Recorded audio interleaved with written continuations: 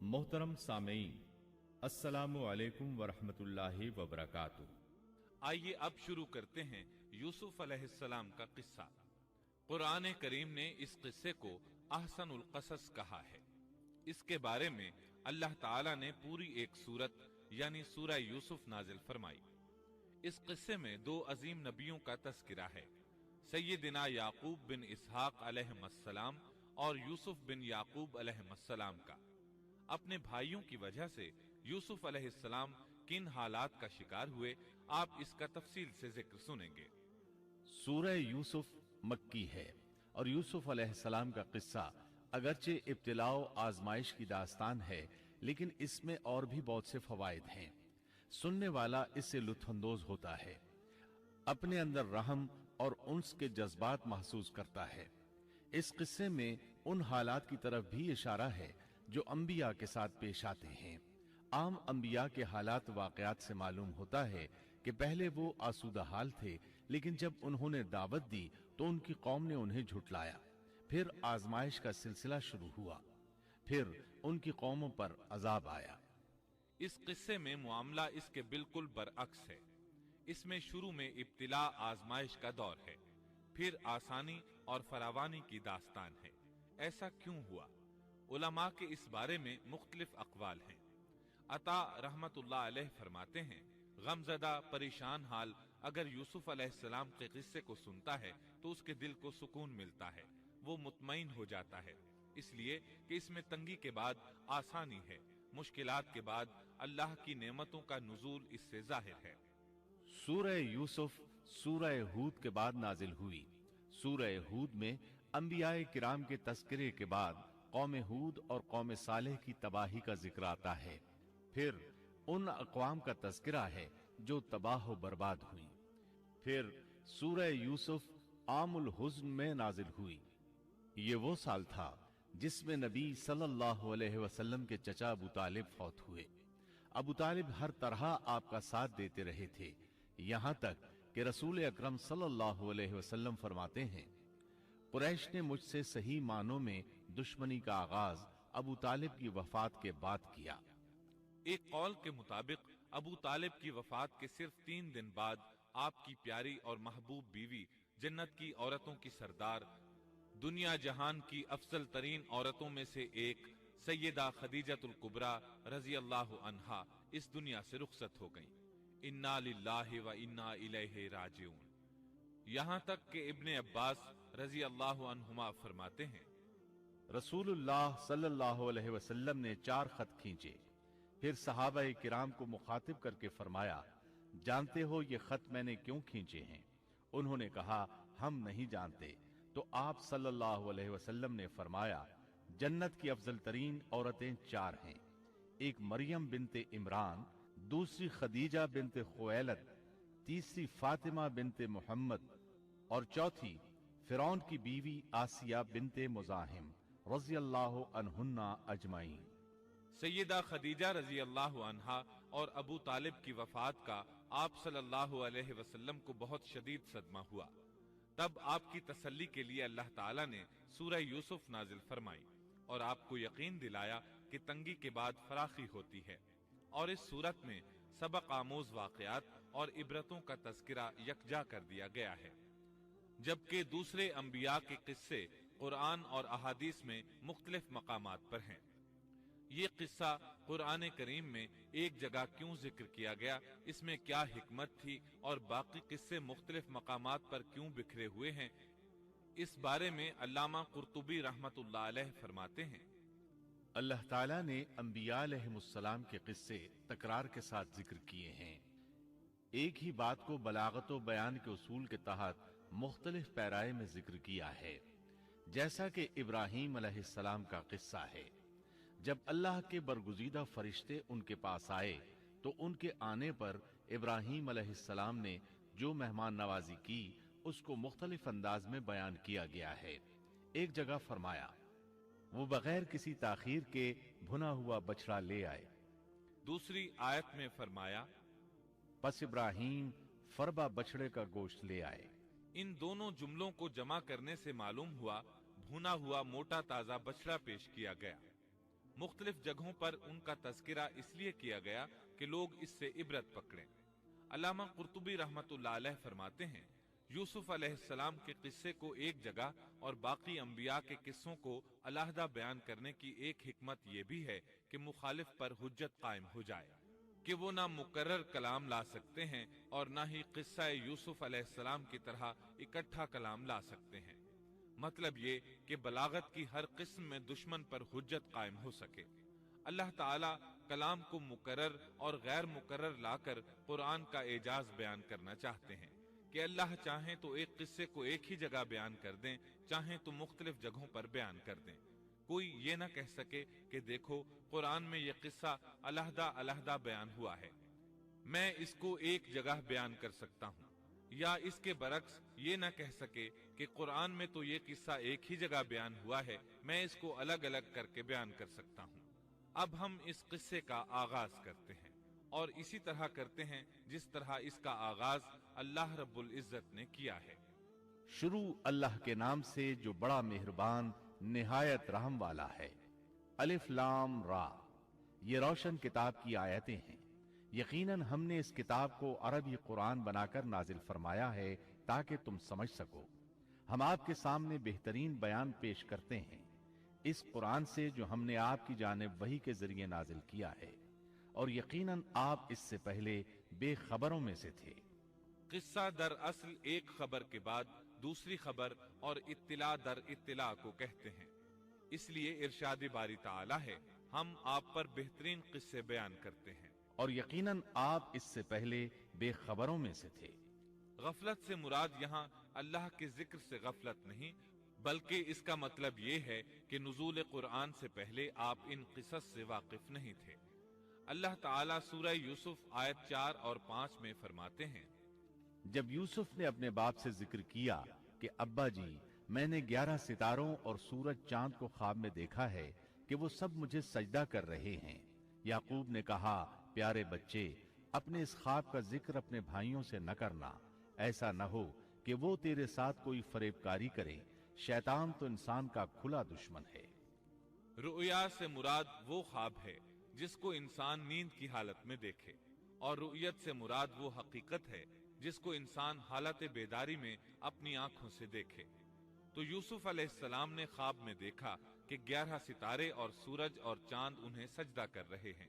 یعقوب علیہ السلام خواب کی حقیقت کو جان گئے، اگرچہ آپ خوابوں کی تعبیر نہیں بتاتے تھے، لیکن انہیں علم ہو گیا کہ اس میں یوسف علیہ السلام کی تکریم ہے، اور انہیں یہ بھی علم تھا کہ یوسف علیہ السلام کے بھائی ان سے حسد کرتے ہیں، اسی لیے انہوں نے یوسف علیہ السلام سے کہا کہ اپنے بھائیوں کو یہ خواب نہ سنانا۔ یوسف علیہ السلام کے 11 بھائی تھے، بنیامین ان کے سگے بھائی تھے، باقی 6 ایک ماں سے اور 4 2 لونڈیوں سے تھے۔ حقیقی بھائی ان سے حسد نہیں کرتا تھا، وہ عمر میں ان سے چھوٹا تھا، باقی سب ان سے حسد کرتے تھے، اور اس حسد کی وجہ یہ تھی کہ یعقوب علیہ السلام ان سے والہانہ محبت کرتے تھے۔ اسی طرح بنیامین سے بھی انہیں بہت لگاؤ تھا، مطلب یہ کہ ان دونوں سے انہیں زیادہ محبت تھی، اور محبت میں کمی بیشی کوئی بری چیز نہیں، البتہ نبی کریم صلی اللہ علیہ وسلم نے فرمایا، ان میں عدل سے ضرور کام لیں۔ غرض یعقوب علیہ السلام کو ان دونوں سے زیادہ محبت تھی، ان کا دل ان کی طرف زیادہ مائل تھا، یہاں تک کہ لمحہ بھر بھی انہیں نظروں سے اوجھل نہیں کرتے تھے۔ یوسف علیہ السلام کے بھائی جب کھیل کے لیے نکلتے تو یعقوب علیہ السلام فرماتے، یوسف کو یہیں چھوڑ دو، گویا ہر وقت ان کا پہرا دیتے تھے۔ اللہ تعالیٰ سورہ یوسف آیت 6 میں فرماتے ہیں، اور اسی طرح تجھے تیرا پروردگار برگزیدہ کرے گا، اور تجھے معاملہ فہمی یعنی خوابوں کی تعبیر بھی سکھائے گا، اور اپنی نعمت تجھے بھرپور عطا فرمائے گا، اور یعقوب کے گھر والوں کو بھی، جیسے کہ اس نے اس سے پہلے تیرے دادا اور پردادا یعنی ابراہیم و اسحاق کو بھی بھرپور اپنی نعمت دی۔ یقیناً تیرا رب بہت بڑے علم والا اور زبردست حکمت والا ہے۔ یعنی آپ کو منتخب کر لیا اور تمام بھائیوں سے آپ کو چن لیا، اور یعقوب علیہ السلام کے سارے بیٹوں سے آپ کا انتخاب کیا، اور اس دور کے لوگوں میں سے آپ کو نبوت دینے کا ارادہ کیا۔ مزید یہ کہ وہ لوگوں کو خوابوں کی تعبیر بھی بتاتے تھے، اور آیت میں جس نعمت کا ذکر ہے اس سے مراد نبوت کی نعمت ہے، اور یہ قصہ اللہ تعالیٰ نے نصیحت کے لیے ذکر کیا ہے۔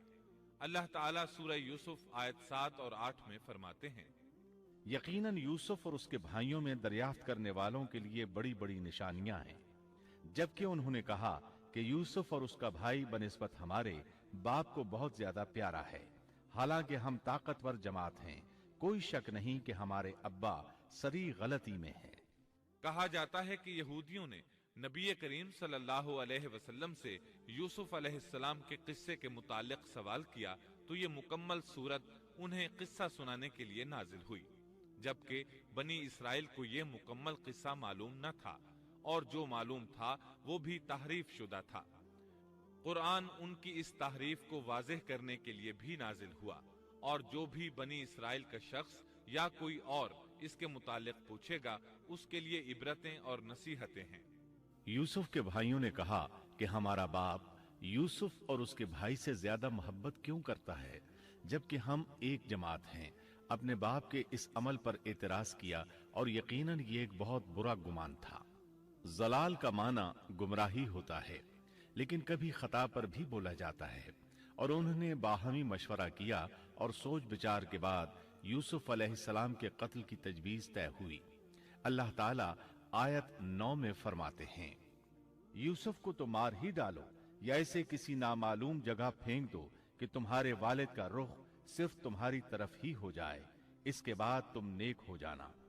مطلب یہ کہ وہ آپس میں کہنے لگے یوسف کو قتل کر دو۔ اس پر بڑے بھائی یہودا نے مداخلت کی اور کہا قتل بہت سنگین جرم ہے۔ اس پر وہ بولے تب پھر اسے کہیں غائب کر دو تاکہ باپ کی توجہ تمہاری طرف ہو جائے اور یوسف والی رکاوٹ ختم ہو جائے۔ دیکھیے کیسی سوچ ہے، پہلے برائی کریں گے پھر توبہ کریں گے اور نیک بن جائیں گے۔ بھلا کیا ایسا آدمی جو برائی اس نیت سے کرتا ہے بعد میں توبہ کر لے گا، کیا اس کی توبہ قبول ہوگی؟ علماء فرماتے ہیں توبہ کا دروازہ کھلا ہے۔ اللہ تعالیٰ رات کے وقت صدا دیتا ہے کہ دن کو برائی کرنے والے توبہ کر لے، اور دن کو آواز دیتا ہے رات کو برائی کرنے والے توبہ کر لے۔ کوئی توبہ کا دروازہ بند نہیں کر سکتا، یہاں تک کہ انسان جتنی بار بھی گناہ کر کے توبہ کرے اللہ قبول کرتا ہے۔ اس لیے اللہ نے ان کی توبہ قبول کر لی۔ تاہم اس بات سے ڈرنا چاہیے کہ اگر گناہ کرنے کے بعد توبہ کا موقع ہی نہ ملے اور موت آ لے تو کیا ہوگا؟ یہ بات نہایت ہی خوفناک ہے کہ توبہ کا موقع ہی نہ ملے۔ اللہ تعالیٰ آیت نمبر 10 میں فرماتے ہیں، ان میں سے ایک نے کہا یوسف کو قتل تو نہ کرو بلکہ اسے کسی اندھے کنویں کی تہ میں ڈالاؤ کہ اسے کوئی آتا جاتا قافلہ اٹھا لے جائے، اگر تمہیں کرنا ہی ہے تو یوں کرو۔ یہودا نے انہیں قتل سے روکا اور کہا قواسم کے راستے میں اموقی نام کا کنواں ہے، اسے اس میں ڈال دو، کوئی گزرتا ہوا قافلہ اسے اٹھا لے جائے گا، اس سے نجات ہی پانا چاہتے ہو تو یہ کام کرو۔ سب نے اس بات سے اتفاق کیا۔ اب اپنے باپ کے پاس گئے، باپ سے انہوں نے جو کہا آیت 11 اور 12 میں آتا ہے، انہوں نے کہا ابا آخر آپ یوسف کے بارے میں ہم پر اعتبار کیوں نہیں کرتے؟ ہم تو اس کے خیر خواہ ہیں، کل آپ ضرور اسے ہمارے ساتھ بھیج دیجئے کہ خوب کھائے پیے اور کھیلے، اور اس کی حفاظت کے ہم ذمہ دار ہیں۔ یعقوب علیہ السلام نے ان کی بات کے جواب میں جو کچھ کہا آیت نمبر 13 اور 14 میں اس کا ذکر موجود ہے۔ یعقوب نے کہا اسے تمہارا لے جانا مجھے تو سخت صدمہ دے گا، اور مجھے یہ بھی کھٹکا لگا رہے گا کہ تمہاری غفلت میں اسے بھیڑیا کھا جائے۔ انہوں نے جواب دیا کہ ہم جیسی زوراور جماعت کی موجودگی میں بھی اگر اسے بھیڑیا کھا جائے تو ہم بالکل نکمے ہی ہوئے۔ وہاں بھیڑیے کثرت سے تھے، اس لیے یعقوب علیہ السلام ڈرتے تھے۔ بیٹوں کے بار بار اصرار پر یعقوب علیہ السلام یوسف علیہ السلام کو ان کے ساتھ بھیجنے پر رضامند ہو گئے۔ اللہ تعالیٰ آیت 15 میں فرماتے ہیں، پھر جب اسے لے چلے اور سب نے مل کر ٹھان لیا کہ اسے غیر آباد گہرے کنویں کی تہ میں پھینک دیں، ہم نے یوسف کی طرف وحی کی کہ یقیناً وقت آ رہا ہے کہ تو انہیں اس ماجرے کی خبر اس حال میں دے گا کہ وہ جانتے ہی نہ ہوں گے۔ بعض روایات کے مطابق انہوں نے راستے میں یوسف علیہ السلام کو مارا پیٹا، برا بھلا کہا، اور ایسا کرنا ان کے لیے معمولی بات تھی۔ کیونکہ وہ تو قتل کے درپے تھے۔ آخر کار کنویں کے پاس پہنچے اور مشورے کے مطابق انہیں کنویں میں ڈال دیا۔ یوسف علیہ السلام کنویں میں ایک پتھر پر گرے، یعنی پانی میں نہ گرے۔ آپ اس پتھر پر بیٹھ گئے۔ اللہ تعالیٰ کی طرف سے انہیں تسلی دی گئی کہ آپ پریشان نہ ہوں، بہت جلد آپ کنویں سے نکلیں گے اور انہیں ان کے اس گھناؤنے فعل کے بارے میں بتلائیں گے، اور انہیں اس بات کا گمان بھی نہیں ہوگا کہ ایسا وقت بھی آئے گا۔ یوسف علیہ السلام کو کنویں میں ڈالنے کے بعد انہوں نے گھر جانے کی تیاری کی۔ آیت نمبر 16 میں آتا ہے، اور عشاء کے وقت وہ سب اپنے باپ کے پاس روتے ہوئے پہنچے۔ امام عامش قاضی شرح رحمت اللہ علیہ کی مجلس میں بیٹھے تھے۔ ایک عورت آئی، اس کا ایک آدمی سے جھگڑا تھا، وہ بہت شدت سے رو رہی تھی۔ عامش بولے، آپ دیکھتے نہیں یہ کس بری طرح رو رہی ہے؟ ان کا مطلب یہ تھا کہ یہ سچی ہے۔ قاضی شرح فرمانے لگے، یوسف علیہ السلام کے بھائی رات کو روتے ہوئے اپنے باپ کے پاس آئے تھے، بس فیصلہ رونے پر نہیں، انصاف پر ہونا چاہیے۔ اب یوسف علیہ السلام کے بھائیوں نے باپ کو تفصیل سنائی۔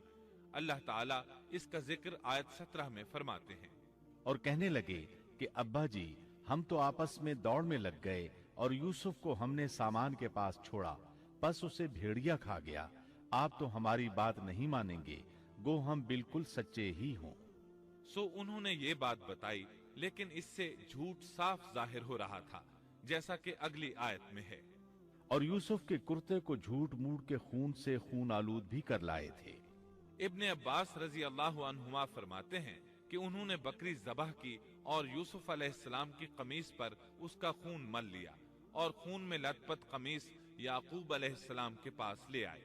جب یعقوب علیہ السلام نے دیکھا تو فرمانے لگے، یہ بھیڑیا بھی کتنا رحم دل تھا، میرے بیٹے کو تو کھا لیا اور قمیص کو کچھ نہیں کہا، تمہاری عقل کہاں ہے؟ اس بات کا ذکر آیت 18 میں ہے۔ باپ نے کہا، یوں نہیں، بلکہ تم نے اپنے ہی دل سے ایک بات بنا لی ہے، بس صبر ہی بہتر ہے، اور تمہاری بنائی ہوئی باتوں پر اللہ ہی سے مدد کی طلب ہے۔ ادھر دوسری طرف کیا ہوا؟ آیت 19 میں اللہ فرماتے ہیں، اور ایک قافلہ آیا اور انہوں نے اپنے ایک پانی لانے والے کو بھیجا، اس نے اپنا ڈول لٹکا دیا اور کہنے لگا، واہ واہ، خوشی کی بات ہے، یہ تو ایک لڑکا ہے۔ انہوں نے اسے مال تجارت قرار دے کر چھپا دیا، اور اللہ اس سے باخبر تھا جو وہ کر رہے تھے۔ تفصیل اس کی یہ ہے کہ ایک قافلہ اس کنویں کے پاس سے گزرا جس میں یوسف علیہ السلام موجود تھے۔ انہوں نے پانی کی تلاش میں ایک خادم کو بھیجا، وہ کنویں تک پہنچا، اس نے کنویں میں ڈول لٹکایا، یوسف علیہ السلام اس ڈول میں بیٹھ گئے۔ خادم نے ڈول نکالا تو اس میں ایک خوبصورت بچے کو دیکھا، مارے خوشی کے وہ پکار اٹھا، یہاں ایک لڑکا ہے۔ اس زمانے میں غلاموں اور لونڈیوں کی تجارت ہوتی تھی، انہیں خوف محسوس ہوا کہ کہیں یہ لڑکا ان سے چھن نہ جائے۔ اس خوف کے پیش نظر انہوں نے یوسف علیہ السلام کو چھپا لیا۔ انہوں نے یہ بھی سوچا کہ شاید یہ بھاگا ہوا غلام ہے، اگر اس کا مالک آ گیا تو وہ اسے لے جائے گا۔ یہ قافلہ مدائن سے مصر جا رہا تھا۔ جب یہ مصر پہنچے تو انہوں نے یوسف علیہ السلام کو معمولی قیمت میں فروخت کر دیا۔ معمولی قیمت میں فروخت کرنے کی جلدی بھی انہوں نے اسی خیال کے تحت کی کہ کہیں اس کا مالک نہ آ جائے۔ ابن عباس رضی اللہ عنہما فرماتے ہیں کہ انہوں نے یوسف علیہ السلام کو صرف 20 درہم میں بیچ دیا، اور یہ نہایت معمولی قیمت تھی۔ آیت نمبر 21 میں ہے، مصر والوں میں سے جس نے اسے خریدا تھا، اس نے اپنی بیوی سے کہا کہ اسے بہت عزت و احترام کے ساتھ رکھو، بہت ممکن ہے کہ یہ ہمیں فائدہ پہنچائے یا اسے ہم اپنا بیٹا ہی بنا لیں۔ یہ شخص مصر کا وزیر خزانہ تھا، بے اولاد تھا۔ اس نے سوچا شاید یہ لڑکا بڑا ہو کر اچھا انسان بنے، لہٰذا کیوں نہ ہم اسے بیٹا بنا لیں۔ اس طرح یوسف علیہ السلام وزیر خزانہ کے گھر پلے بڑھے۔ وزیر خزانہ عزیز مصر کہلاتا تھا۔ عزیز نے آپ کو بیٹوں کی طرح رکھا۔ آپ کچھ بڑے ہوئے تو شاہی محل کی دیکھ بھال آپ کے ذمے لگا دی گئی، شاہی محل کے تمام اختیارات آپ کے سپرد کر دیے گئے۔ اللہ تعالیٰ آیت 21 اور 22 میں فرماتے ہیں، یوں ہم نے مصر کی سرزمین میں یوسف کا قدم جما دیا کہ ہم اسے خواب کی تعبیر کا کچھ علم سکھا دیں۔ اللہ اپنے ارادے پر غالب ہے، लेकिन अक्सर लोग बेइल्म होते हैं। और जब यूसुफ पुख्तगी की उम्र को पहुंच गए तो हमने उसे कुव्वत फैसला और इल्म दिया। हम नेककारों को इसी तरह बदला देते हैं। यूसुफ अलैहिस्सलाम बहुत पाकीज़ा और तौहीद वाले माहौल में परवान चढ़े। घर का सारा इंतजाम इन्हीं के हाथ में था। आप बहुत बसीरत और सूझबूझ से घर का निजाम चला रहे थे। अभी अजीज मिस्र की बीवी ने आपको गुमराह करने की कोशिश नहीं की थी कि हिल्म, इल्म और बसीरत की सिफात आप में मौजूद थी। मुफस्सिरीन लिखते हैं, जब यूसुफ अलैहिस्सलाम की उम्र 17-18 साल की हुई तो जवानी के साथ उनके हुस्न में मजीद इजाफा हुआ। हुस्न यूसुफ वाकई बेमिसाल था। नबी अकरम सल्लल्लाहु अलैहि वसल्लम फरमाते हैं, मेराज की रात मेरी मुलाकात यूसुफ अलैहिस्सलाम से हुई। ऐसा लगता था कि दुनिया का निस्फ हुस्न यूसुफ अलैहिस्सलाम को मिला है। मुफस्सिरीन इसकी वजाहत करते हैं कि हुस्न को अल्लाह ताला ने 2 हिस्सों में तकसीम किया है। आधा हुस्न यूसुफ अलैहिस्सलाम को दिया और आधा बाकी सारी मखलूक में तकसीम कर दिया। अल्लाहु अकबर, ये है हुस्न यूसुफ।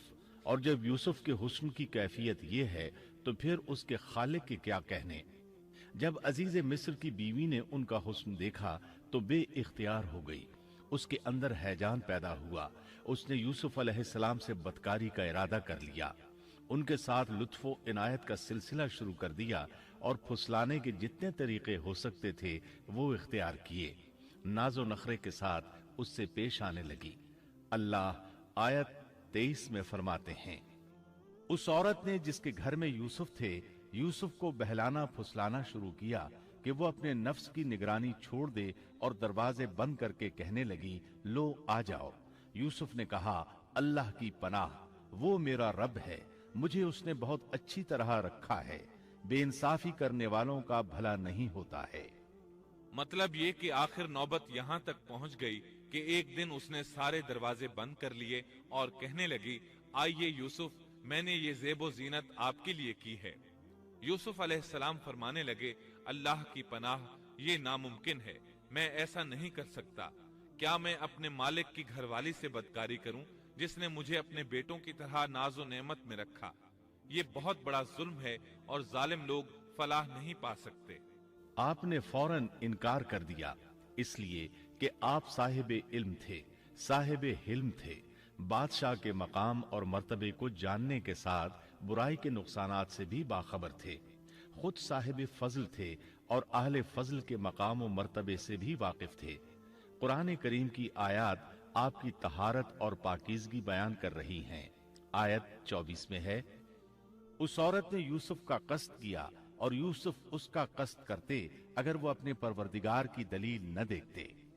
यूसुफ अलैहिस्सलाम ने इसका इरादा नहीं किया, यहाँ तक कि अल्लाह ताला की मेहरबानी से उनके दिल में इस गुनाह का ख्याल तक नहीं आया। अल्लाह ताला ने आखिर आपको इल्म भी दिया था और हिल्म भी।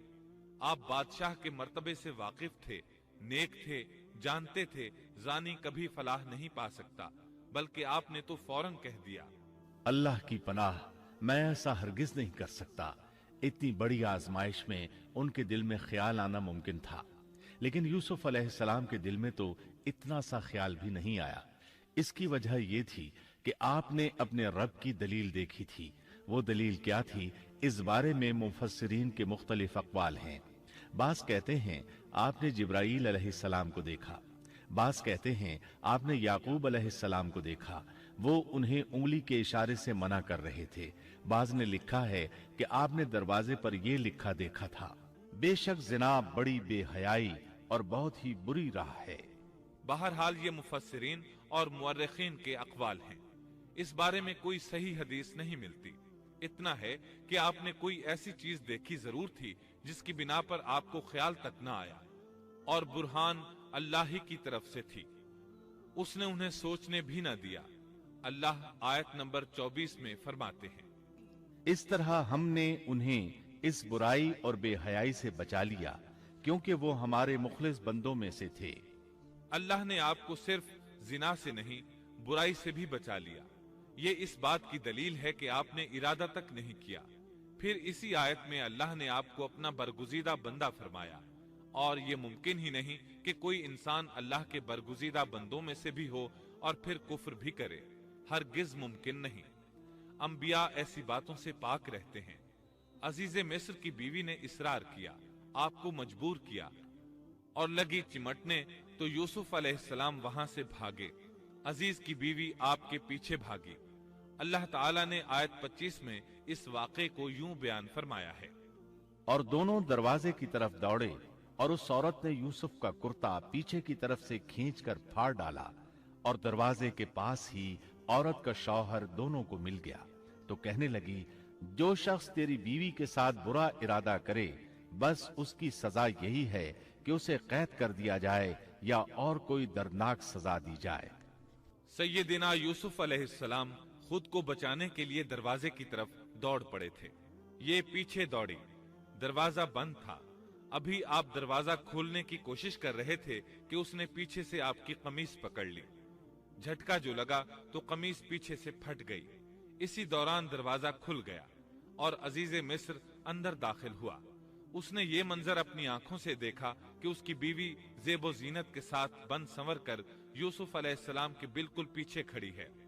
उसी वक्त उसने खुद को इल्जाम से बचाने के लिए कह दिया, जो तेरी बीवी के साथ बुराई का इरादा रखता है उसका क्या बदला है। फिर खुद ही कहने लगी, इसे कैद खाने में बंद कर देना चाहिए। ऐसा उसने इसलिए कहा कहीं वो यूसुफ अलैहिस्सलाम को कत्ल न कर दे। उधर यूसुफ अलैहिस्सलाम ने भी फौरन अपना दिफा किया और कहा, मैं मुजरिम नहीं, बल्कि ये सारी कारिस्तानी इसकी अपनी है। आयत 26 और 27 में है। यूसुफ ने कहा, ये औरत ही मुझे फुसला रही थी। और औरत के कबीले ही के एक शख्स ने गवाही दी कि अगर इसका कुर्ता आगे से फटा हुआ हो तो औरत सच्ची है और यूसुफ झूठ बोलने वालों में से है, और अगर इसका कुर्ता पीछे की जानिब से फटा हुआ हो तो औरत झूठी है और यूसुफ सच्चों में से है। ये गवाह कौन था? इस बारे में दो किस्म की रिवायात हैं। पहली रिवायत यह है कि वो दूध पीता बच्चा था। उसने कहा कि इस औरत ने बहकाया है और ये अल्लाह का मुजज़ा था। दूसरी रिवायत यह है कि अजीज मिस्र के साथ उसका चचाजाद था। उसने कहा, कमीज देखो कहां से फटी है, पीछे से फटी है तो यूसुफ सच्चे, और आगे से फटी है तो फिर वो सच्ची है, यूसुफ झूठे हैं। आयत नंबर 28 में आता है, सो जब खामन ने देखा कि यूसुफ का कुर्ता पीठ की जानिब से फटा हुआ है तो साफ कह दिया कि ये तो औरतों की चालबाजी है, बेशक तुम्हारी चालबाजी बहुत बड़ी है। सैयद कुतुब कहते हैं, अजीज मिस्र उन लोगों में से था जिनके नजदीक शरफ की कोई कीमत नहीं थी। अगर उसमें गैरत होती तो उसका खून खौलता, वो औरत पर बरहम होता, लेकिन उसने गुस्से के बगैर कहा। आयत 29 में है, यूसुफ अब इस बात को जाने दो, और ए औरत तू अपने गुनाह से तौबा कर, बेशक तू गुनाहगारों में से है। इसके अलावा उसने कोई और बात न की, यहाँ तक कि यूसुफ अलैहिस्सलाम को घर ही में रहने दिया, जुदा भी न किया। लेकिन फिर ये खबर शहर में आग की तरह फैल गई। औरतें तरह तरह की बातें करने लगी। लोग अजीज मिस्र की बीवी को ताने देने लगे। आयत 30 में है, और शहर की औरतों में चर्चा होने लगा कि अजीज मिस्र की बीवी अपने जवान गुलाम को अपना मतलब निकालने के लिए बहलाने फुसलाने में लगी रहती है। उसके दिल में यूसुफ की मोहब्बत बैठ गई है, हमारे ख्याल में तो वो सरी गुमराही में है। ये चर्चा होने लगा कि अजीज मिस्र की बीवी एक गुलाम के साथ बुराई पर तुल गई। अगर किसी आजाद के साथ ऐसा करती तो मामला और था। गुलाम से मोहब्बत कर बैठी